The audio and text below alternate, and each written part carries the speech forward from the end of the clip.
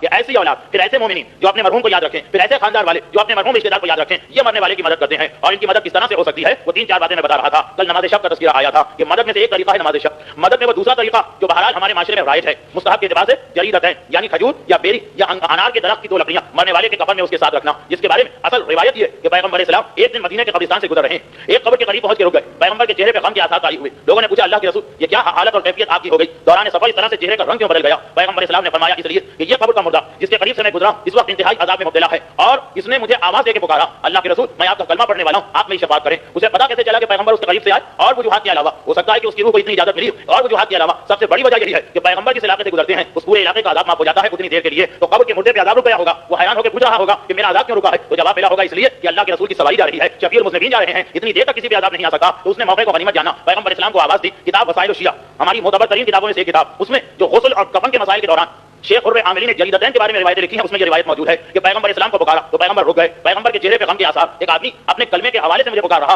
قریب میں کھجور کا درخت لگا تھا. پیغمبر کے حکم سے ایک صحابی کھجور کے درخت پہ چڑھتے ہیں اور اس کی شاخ توڑ کے لاتے ہیں. پیغمبر اس کو 2 حصوں میں ڈیوائڈ کرتے ہیں اور پھر اس کی قبر کے اوپر یہ دونوں شاخیں لگا دیتے ہیں اور آگے بڑھ جاتے ہیں. سوال کیا گیا اللہ کے رسول یہ آپ نے کیا عمل انجام دیا؟ کہا کہ جب تک کھجور کی یہ شاخیں سبز رہیں گی اتنے عرصے مرنے والا عذاب سے محفوظ رہے گا. اسی لیے یہ تو پیغمبر نے فرسٹ ٹائم یہ سنت ہمارے سامنے رکھی. اس کے بعد اسلام میں یہ طریقہ آ گیا کہ مرنے والے کے کفن میں وہ 5ویں امام کی حدیث کہ مرنے والے کے کفن میں 2 تازہ درخت کی تازہ شاخیں مرنے والے کے کفن میں رکھو. جتنی دیر تک یہ تازہ رہتی ہیں اتنی دیر تک مرنے والا عذاب سے محفوظ رہتا ہے. اور یہ بات تو بالکل واضح ہے کہ ان شاخوں کو سوکھتے سوکھتے ڈرائی ہوتے ہوتے کم سے کم 1 دن تو لگے گا. اور اس میں وہ قبر کی پہلی رات گزر جائے گی جو موسٹ امپورٹنٹ رات ہوا کرتی ہے. اسی میں تو سارا ڈیسیژن ہونے والا ہے کہ قیامت تک یہ مردہ کس حالت میں رہے گا. تو اگر یہ کھجور یا بیر یا انار کے درخت کی 2 تازہ شاخیں پہلی رات مرنے والے کو بچا کے لے گئی تو بعد میں بھی اس کے لیے آسانی کے چانسز بڑھ جاتے ہیں. مگر یہ چیز بہرحال ہمارے یہاں کامن پریکٹس میں ہے اس لیے اس سے زیادہ اس کی ڈیٹیل بتانے کی ضرورت نہیں ہے. تیسری چیز جو مرنے والے کی مدد کی جا سکتی ہے یہ وہ چیز ہے جس کا تذکرہ 8 یا 9 رمضان کو ہو گیا تھا. اس لیے فقط اشارہ کروں کہ اگر 40 مومنین مرنے والے کے حق میں گواہی دیں کہ ہم نے اس کو بہتر پایا، اچھا پایا، با ایمان پایا تو اس کی وجہ سے ان 40 مومنین کی وٹنس کی وجہ سے مرنے والے کے عذاب میں کمی آ سکتی ہے، اس کا عذاب معاف ہو سکتا ہے. اسی لیے مستحبات میں یہ بھی شامل ہے کہ انسان اپنی زندگی میں اپنا وصیت نامہ تیار کر کے رکھے، انسان اپنی زندگی میں اپنا کفن تیار کر کے رکھے اور انسان اپنی زندگی میں اپنا شہادت نامہ تیار کر کے رکھے. سید نعمت اللہ الجزائری علامہ مجلسی کے انتہائی قریب شاگردوں میں سے ایک علامہ مجلسی جیسی عظیم شخصیت کے بارے میں، عظیم شخصیت ہے علامہ مجلسی کی جن کے بارے میں ایک دشمن اہل بیت جل بھن کر اپنی کتاب میں لکھتا ہے کہ اس دین آل محمد کو اگر دین مجلسی کہا جائے یعنی ریلیجن آف مجلسی تو کوئی غلط نہیں ہوگا کیونکہ معصومین کی تو ساری حدیثیں ہم نے اپنی حد تک چھپا دی تھی، ختم کر دی تھی. یہ مجلسی نے ان ساری حدیثوں کو دوبارہ لائف بتا دی ہے، اس کی وجہ سے یہ حدیثیں بچی ہیں. بڑا بلند مقام ہے علامہ مجلسی کا. مگر ان کا طریقہ یہ اتنا زبردست عالم کہ اپنا شہادت نامہ زندگی میں تیار کر کے رکھوایا ہے. صاحبان ایمان سے گزارش کرتے ہیں کہ تم میرے شہادت نامے پہ گواہی دے کے جاؤ اور مومنین لکھتے ہیں کہ لا ریب فی ایمانہ.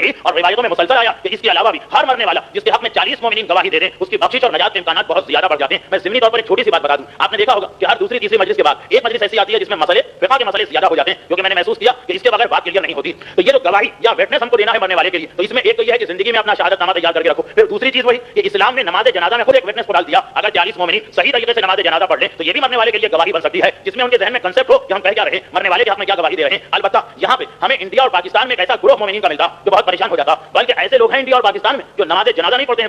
بعض لوگوں کے شہادت نامے میں سائن کرنے سے انکار کر دیتے ہیں. بھائی کیوں؟ اس لیے کہ یہ آدمی تو داڑھی منڈواتا تھا ہم کیسے لکھتے، یہ آدمی تو بے نمازی تھا ہم کیسے لکھتے، یہ آدمی تو روزہ نہیں رکھتا تھا ہم کیسے لکھتے. یا نماز جنازہ خصوصیت کے ساتھ پاکستان میں ایک بہت بڑا گروپ پیدا ہو گیا وہ جو نماز جنازہ کی آخری دعا اللہم انا نعلم منہ الا خیرا وانت اعلم بہ منا. پروردگارا ہمیں اس مرنے والے کے بارے میں سوائے خیر کے اور کچھ نہیں پتا ہے. تو لوگ نماز جنازہ نہیں پڑھتے تو بھائی نماز جنازہ پڑھیں گے تو یہ کہنا پڑے گا کہ اللہم انا لا نعلم منہ الا خیرا کہ ہم اس کو خیر پر جانتے ہیں جبکہ ہمیں پتا ہے کہ وہ خیر پر نہیں، وہ بے نمازی، وہ داڑھی منڈا، وہ گنہگار ہے، وہ رزق حرام لینے والا. ہم شہادت نامے پہ دستخط نہیں کریں گے، ہم اس کی نماز جنازہ نہیں پڑھیں گے. اور ایک باقاعدہ مسئلہ بنایا جاتا ہے ہمارے یہاں کہ بے نمازی کی نماز جنازہ جائز نہیں، سوسائڈ کرنے والے کی نماز جنازہ جائز نہیں. میں نے پہلے بھی ایک دن اشارہ کیا تھا کہ ہر وہ شخص جو مومن مرتا یعنی 12 امامی شیعہ مرتا چاہے وہ بے نمازی ہو، چاہے وہ شرابی ہو، چاہے وہ جواری ہو، چاہے وہ زانی ہو، چاہے وہ رزق حرام کھانے والا ہو، چاہے وہ سوسائڈ کرنے والا ہو، نماز جنازہ واجب ہے. بھائی نماز جنازہ معاشرے کو پڑھنا پڑے گی. نماز جنازہ کے بارے میں یہ نہیں کہہ سکتے ہیں کہ اس کی نماز جنازہ نہ پڑھو، وہ تو نہیں، سارا معاشرہ گنہگار ہو جائے گا اگر اس کا جنازہ نہیں پڑھا گیا. اس لیے کہ 12 امامی شیعہ کی نماز جنازہ مسئلہ تو مسلمان تک کا ہے لیکن میں فقط اس لیے کہ مجمع جو ہے اس کے اعتبار سے بات کروں کہ واجب کفائی میں سے ہے چاہے وہ کتنا ہی بڑا گنہگار کیوں نہ ہو. بلکہ کسی نے تو کہہ دیا تھا کہ بے نمازی تو اور زیادہ محتاج ہے کہ اس کے حق میں دعا کی جائے، شرابی تو اور زیادہ محتاج ہے کہ اس کے حق میں دعائے خیر کی جائے. بہرحال وہ ایک الگ مسئلہ. تو نماز جنازہ تو ہر ایک کی پڑھنا. مگر لوگ آ کر کہتے ہیں کہ مولانا یہ ہم نماز جنازہ میں گواہی کہتے تھے کہ وہ خیر پر، ہم گواہی کہتے تھے شہادت نامے میں کہ وہ خیر پر. شہادت نامے میں داڑھی کی گواہی نہیں دی جاتی، شہادت نامے میں نماز کی گواہی نہیں دی جاتی، شہادت نامے میں رزق حلال و حرام کی گواہی نہیں دی جاتی، شہادت نامے میں بھی خیر کی گواہی دی جاتی ہے. تو اتفاق یہ کہ ایک کتاب میں مجھے یہی سوال مل گیا راوی کا کہ راوی جا کر سوال کرتا ہے ہمارے 5ویں امام محمد باقر علیہ الصلوۃ والسلام سے.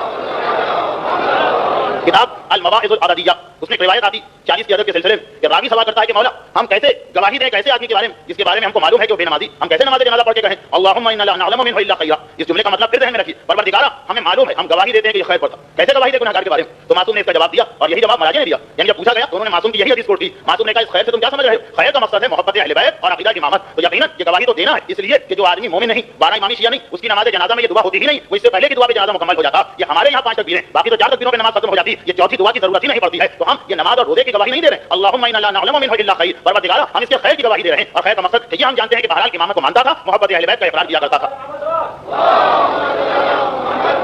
یہ شہادت نامے کا مسئلہ ہوا۔ اس کے بعد پھر وہ مشہور چیز جو ہمارے معاشرے میں الحمدللہ رائج ہو گئی کہ مرنے والے کی جو ایک بہترین مدد ہم کر سکتے ہیں وہ یہ ہے کہ اس کے لیے نماز وحشت پڑھنا۔ نماز وحشت جو بہرحال کافی عرصے تک ذہنوں سے دور رہی لیکن اب ہمارے معاشرے میں اس کا رواج ہو گیا۔ اور وہ جو تیسری چیز میں نے بتائی کہ 40 مومنین کا گواہی دینا مرنے والے کے حق میں مفید ہے۔ حضرت داؤد کی وہ حدیث اشارہ کر دوں، عابد کا انتقال ہوا، نماز نہیں پڑھی، پروردگار نے سرزنش کی، تنبیہ کی کہ کیوں نہیں گئے نماز جنازہ میں، اور پھر بتایا کہ 40 لوگوں کی گواہی کی وجہ سے وہ بخشا جا چکا۔ تو اس تیسرے اصول کو علماء نے چوتھے اصول کے ساتھ ملایا۔ چوتھا اصول کیا ہے؟ یعنی چوتھی مدد کیا، وہ فورتھ ہیلپ جو ہم مرنے والے کی کرتے ہیں وہ یہ ہے کہ اس کے لیے نماز وحشت پڑھے۔ جو معصوم کی حدیث ہے کہ مرنے والا اپنی قبر میں پہلی رات سب سے زیادہ انایزی ہوتا، سب سے زیادہ بے چین ہوتا ہے، سب سے زیادہ پریشان ہوتا۔ میں تو اس مرنے والے کا تصور بعد میں کرتا ہوں۔ اکثر ایسے لوگوں سے مجھے ملنے کا موقع ملا کہ جو لوگ بہت زیادہ ٹریولنگ نہیں کرتے، کم آتے جاتے ہیں، وہ اگر کسی 5 اسٹار ہوٹل میں بھی لے جا کے رکھا جائے تو پہلی رات کو بے چینی محسوس کرتے ہیں۔ بہت سے لوگوں کو میں جانتا ہوں، میرے سامنے وہ لوگ جو فریکوینٹ ٹریولنگ کرتے ہیں، اس لیے ان کو تو یہ مسئلہ سمجھ میں نہیں آ رہا ہوگا، لیکن خود آپ نے دیکھا ہوگا کہ جو لوگ سفر کم کیا کرتے ہیں، جب کبھی ان کا گھر چینج ہوتا وہ سفر میں کہیں جاتے ہیں، پہلی رات کو نیند نہیں آتی، اے سی چل رہا ہے، نرم اور آرام دہ بستر لگا ہوا ہے، کمرے میں ہر فیسلٹی موجود ہے، عالیشان کمرہ ہے، بہترین کارپیٹ ہے، مگر پہلی رات ہے تو نیند نہیں آ رہی ہے۔ تو یہ قبر کا سفر کہ جس میں تو ہر آدمی فرسٹ ٹائم ٹریول کرتا ہے، قبر کے اندر تو کوئی فریکوینٹ ٹریولر ہو ہی نہیں سکتا ہے۔ اب پہلی رات وہاں پہ جا رہے ہیں تو اندازہ کیا جا سکتا ہے کہ پہلی رات کے بعد آدمی وہاں کتنا گھبرایا ہوا اور پریشان ہوگا۔ معصوم فرما رہے ہیں کہ اس وقت مرنے والا انتہائی وحشت کے عالم میں ہوتا ہے۔ اگر اس کے زندہ رشتے دار اس رات کو اس کے لیے 2 رکعت نماز وحشت بھجوائے تو قبر کی پہلی رات اس کے لیے بڑے آرام سے گزرے گی۔ اور جیسا میں نے بار بار کہا کہ جس کے لیے قبر کی پہلی رات اچھی ہو گئی پھر اس کے بعد آگے کوئی پرابلم نہیں ہے، کیونکہ زیادہ تر قبر کی زندگی کا تعلق وہ پہلی رات پہ ہے کہ آئندہ کیا ہونے والا ہے، یہ ڈیپینڈ کرتا ہے کہ اس کی پہلی رات قبر میں کیسے گزرتی ہے۔ تو اب نماز وحشت اور پھر اگر 40 نماز وحشت پہنچائی جا سکے تو کیا کہنا، اس میں دونوں باتیں جمع ہو رہی ہیں۔ 40 آدمی گواہی بھی دے رہے ہیں اس کے حق میں، 40 دعائیں بھی نکل رہی ہیں اس کے حق میں، اور نماز وحشت بھی ہو رہی ہے۔ یہاں تک بات مراجع نے لکھا ہے کہ اگر 40 آدمی نہیں ملتے نماز وحشت کے لیے تو 10 آدمی مل جائیں، سب 4 نماز وحشت پڑھ لیں۔ اگر 10 بھی نہیں ملتے 5 مل جائیں تو یہ سب 5 آدمی مل کے نماز وحشت پڑھ لیں، 40 کا فکر مکمل کریں، 8 نماز وحشت پڑھ کر 5 بھی نہیں ملتے، ایک آدمی ملتا ہے مرنے والے کا ہمدرد خیرخواہ، اس کا سنسیئر دوست، یہ ایک آدمی 40 نماز وحشت پڑھ لے تاکہ 40 کا فکر مکمل ہو جائے، البتہ بقصد غرور نہیں بلکہ ان 2 اصولوں کو ملاتے ہوئے۔ اور یہاں پر میرے سامنے شیخ عباس قمی کی وہ روایت آ گئی جو شیخ عباس قمی اپنے استاد مرزا حسین نوری کے حوالے سے نقل کر رہے ہیں۔ مرزا حسین نوری مجلسی ثانی کہلاتے ہیں، سیکنڈ مجلسی۔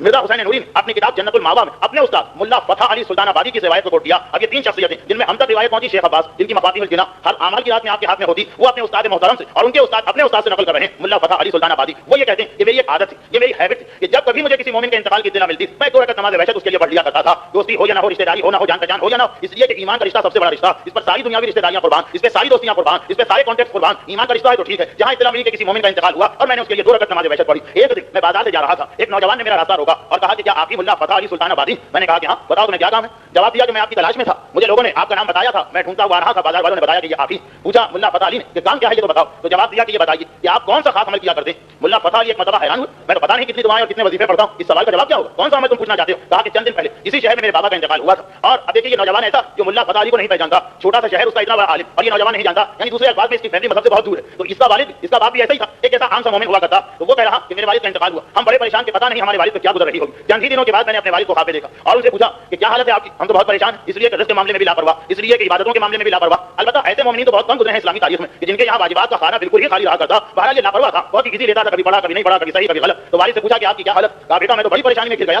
چاروں طرف سے بلاؤں نے مجھ پر ہجوم کر دیا، عذاب خدا مجھے اپنے گھیرے میں لینے کے لیے آ رہا اور چاروں طرف سے عذاب آ رہا، ہر طرف سے عذاب پڑ رہا ہے، آدمی کی کیا حالت ہوگی؟ دیکھیے عذاب کا آنا تو بات کا مرحلہ، عذاب انسان کو ٹچ کرے گی تو بات کا اسٹیج، خالی عذاب آ رہا، مگر بیٹا عین وقت پر مجھے پتا چلا کہ یہ سارا عذاب ہٹا دیا گیا، سارے عذاب کو دور کر دیا گیا۔ میں حیران ہو گیا، فرشتوں یہ عذاب آگے کیوں جا رہا؟ کہا اس لیے کہ ملا فتح علی سلطان آبادی نے تمہاری مدد کر دی ہے۔ میرے باپ نے مجھ سے کہا بیٹا بس یہ مجھے قبر میں پتا چلا پھر تو میں بڑے آرام کے ساتھ ہوں۔ اب بیٹا کہہ رہا کہ میں آپ کی تلاش میں نکلا، اے ملا فتح علی کہ آپ نے میری باپ کی کیا ہیلپ کی ہے، کیا مدد کی ہے؟ ملا فتح علی کہتے ہیں کس دن کی بات ہے؟ تمہارے والد کا انتقال کب ہوا؟ پتا چلا کہ مثلا پچھلے جمعے کو۔ کہا کہ ہاں بیٹا پچھلے جمعے کو مجھے کسی نے اطلاع دے دی کہ شہر کے فلاں محلے میں ایک مومن کا انتقال ہوا، اپنی ہیبٹ کے مطابق، مجھے اس کا نام بھی نہیں پتا لیکن یہ پتا ہے کہ ایک مومن مرا، میں نے تمہارے باپ کے لیے اسی رات کو 2 رکعت نماز وحشت پڑھی تھی اور یہی نماز وحشت کام آئی تمہارے باپ کے۔ تو یہ شیخ عباس قمی خود تحریر فرماتے ہیں کہ میرے استاد محترم نے مجھ کو یہ بتایا اور پھر اس حدیث کا ریفرنس دیا جو کئی کتابوں میں ہے، ملا کاظم طباطبائی القرۃ الوسطیٰ رسالہ عملیہ میں یہ روایت نقل فرما رہے ہیں۔ رسالہ عملیہ میں انتہائی معتبر روایت آتی ہے کہ پیغمبر نے فرمایا کہ جب کبھی تمہارے کسی مردے کا انتقال مال ہو تو اس کے لیے ہدیہ بھیجا کرو. البتہ یہ روایت کمپلیٹ ہے. نماز وحشت کی روایت انکمپلیٹ ہمارے یہاں پڑھی جاتی. کمپلیٹ روایت یہ کہ جسے ملا قاضی نے طباطبائی نے القربۃ الوسطیٰ میں نقل کیا. القربۃ الوسطیٰ کون سی کتاب ہے؟ یہ وہ کتاب ہے کہ اس دن سے لے کر آج تک جتنے مراجع گزرے سب نے اس کتاب کے استناد کو تسلیم کیا. جہاں جہاں اختلاف ہے وہاں اپنا فتویٰ شامل کیا. ورنہ اس روایت کے اوپر اس روایت پر آغا حسین بروجردی بھی تصدیق فرما رہے ہیں, آغا محسن الحکیم طباطبائی بھی تصدیق فرما رہے ہیں, آغا ابوالقاسم کوئی بھی تصدیق فرما رہے ہیں, رہبر انقلاب بھی تصدیق فرما رہے ہیں کہ پیغمبر اسلام فرماتے ہیں کہ جس رات کو تمہارے مردے اپنی قبر میں جائیں تو ان کے لیے ہدیہ بھیجو, ان کے لیے چراغ بھیجو. اللہ کے رسول مردے کو کیا ہدیہ بھیجا جائے؟ ایک تو کل والی روایت تھی شب جمعہ, ایک ہے اسپیشلی فرسٹ جو پہلی رات ہوتی ہے فرسٹ نائٹ. پیغمبر نے کہا سنو کہ جب تم میں سے کوئی آدمی 2 رکعت نماز وحشت اس طرح پڑھے کہ پہلی رکعت میں الحمد کے بعد آیت الکرسی اور دوسری رکعت میں الحمد کے بعد 10 مرتبہ انا انزلنا اور بعد ختم نماز مرنے والے کے لیے دعا کہ اللہم وابعث ثوابها الى قبر فلان, یا اردو میں خداوندہ اس کا ثواب فلانے کی قبر میں بھیج. تو پروردگار عالم 70,000 ملائکہ کو حکم دیتا ہے کہ وہ نور کے تشت میں نور کی ٹرے میں مرنے والے کے لیے جنتی لباس لے کے جائیں. 70,000 فرشتے اس مرنے والے کے لیے نور کی ٹرے کے اندر یہ 70,000 جنتی خلے لے کے اس طرح جاتے ہیں کہ قیامت تک کے لیے مرنے والے کی قبر کو ایکسپینڈ بھی کر دیا جاتا ہے, اس میں جنت کی روشنی بھی لگا دی جاتی ہے, اسے جنتی لباس بھی پہنا دیا جاتا ہے. روایت یہ حساب کا سنا ہوا ہے, لیکن جیسا کہ میں نے کہا کہ یہ انکمپلیٹ روایت ہے. اب اس میں پہلے ایک جملہ اور جو میں نے جان بوجھ کے چھوڑ دیا. اصل حدیث کیا ہے کہ پیغمبر نے جب یہ پوچھا پیغمبر سے کہ کیا ہدیہ بھیجے تو پہلا جملہ پیغمبر کا یہ کہ اپنے مرنے والے کے لیے صدقہ کرو, جب صدقہ کرو گے تو یہ ملے گا. پھر راوی نے پوچھا تھا اللہ کے رسول اگر صدقے کی گنجائش نہ ہو, ایسا بھی نہیں کہ اسلام میں ساری فیسلٹیز مالدار اور پیسے والوں کو ہیں, اگر صدقے کی گنجائش نہ ہو پھر پیغمبر نے کہا کہ یہ 2 رکعت نماز پڑھ لو. چنانچہ ان 2 روایتوں کو نقل کرنے کے بعد آغا ابوالقاسم خود